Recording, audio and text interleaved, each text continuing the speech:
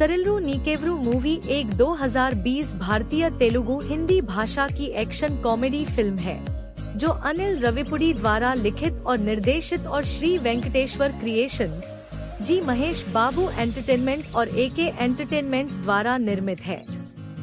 Film में महेश बाबू, रश्मिका मंदाना, विजय शांति, प्रकाश राज और राजेंद्र प्रसाद है। संगीत देवी श्री प्रसाद द्वारा तैयार किया गया था, जबकि आर रत्नावेलु और तम्मीराजू ने क्रमशः छायांकन और संपादन का काम संभाला था। सरिल्लू नीकेव्रू मूवी 11 जनवरी 2020 को दुनिया भर में नाटकीय रूप से रिलीज हुई और इसे आलोचकों से मिश्रित से सकारात्मक समीक्षा मिली। 75 करोड़ के बजट में बनी इस फिल्म ने बॉक्स ऑफिस पर 260 करोड़ की कमाई की और 2020 की दूसरी सबसे ज्यादा कमाई करने वाली तेलुगु फिल्म बन गई। अपनी रिलीज के समय चौथी सबसे ज्यादा कमाई करने वाली तेलुगु फिल्म और भारत एन नेनु और महर्षि को पीछे छोड़ते हुए बाबू की सबसे ज्यादा कमाई करने वाली फिल्म बन गई। भारती एक मेडिकल कॉलेज में प्रोफेसर है।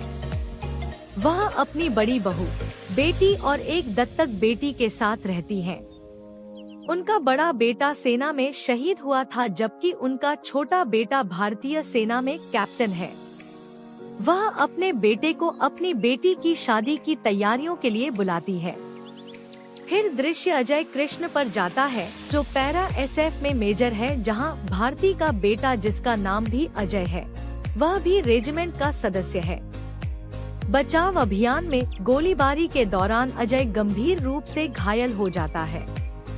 जनरल मुरली शर्मा अजय कृष्ण और उनके सहयोगी कैप्टन प्रसाद को शादी के बाद अजय के परिवार को खबर बताने के लिए भेजते हैं, ताकि यह सुनिश्चित हो सके कि तैयारियों में कोई खलल न पड़े।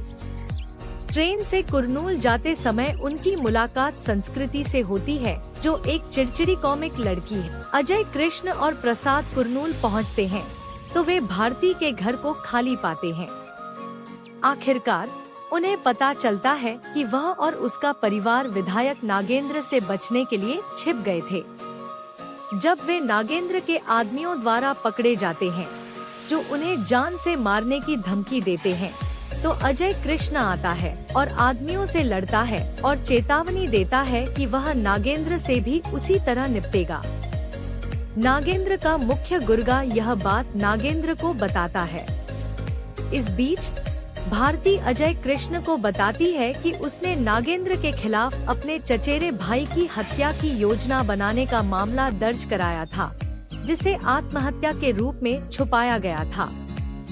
जब नागेंद्र ने उसे मामला वापस लेने की धमकी दी, तो वह अपनी बात पर अड़ी रही। नतीजतन भारती को परीक्षा के पेपर लीक करने के आरोप में कॉलेज से निलंबित कर दिया जाता है और उसकी बेटी की शादी रद्द कर दी जाती है।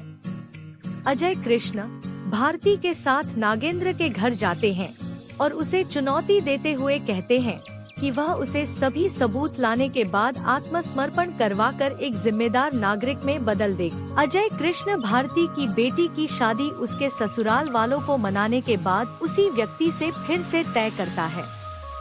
वह एक सरकारी अधिकारी रामकृष्ण को जंगल में गुंडों से बचाता है और बाद में उससे सीखता है कि नागेंद्र एक घोटाले में शामिल है, जिसने एक बैंक अधिकारी, जो भारती का चचेरा भाई है, के साथ मिलकर रामकृष्ण ने एक तकनीकी विशेषज्ञ की मदद से घोटाले का पर्दाफाश करने की कोशिश की, जो नागेंद्र टेक्नोलॉजीज, जो नागेंद्र द्वारा स्थापित है और उसके घोटाले